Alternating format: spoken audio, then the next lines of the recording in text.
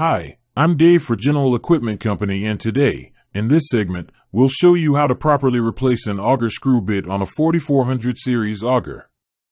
This same process is also used on our PLDBH, LDBH42, 4700 plus, 6700 series augers.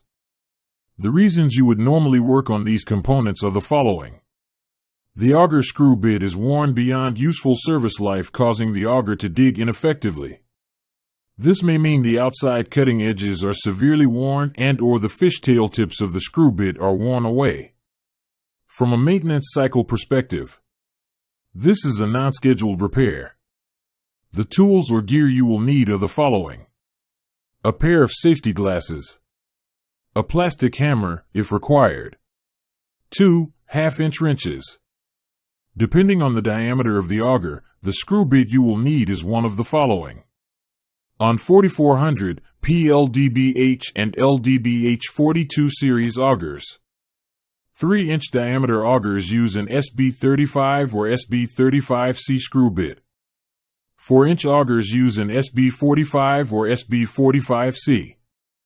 2, 14, 16, or 18-inch augers use an SB25 or SB25C. And 6, 8, 10, or 12-inch augers use an SB26 or SB26C. On 4700 or 6700 series augers, 6 through 36-inch diameter augers use an SB35 or SB35C. Note: all screw bits with a C designation are optional and have a tungsten carbide overlay on cutting edges for improved wear characteristics. If required, you may also need the following mounting hardware that comes with each screw bit: a 5/16, 18 UNC, 1 5/8 inch hex cap screw and lock nut, or a 3/8, 16 UNC, 1 3/4 inch hex cap screw and lock nut.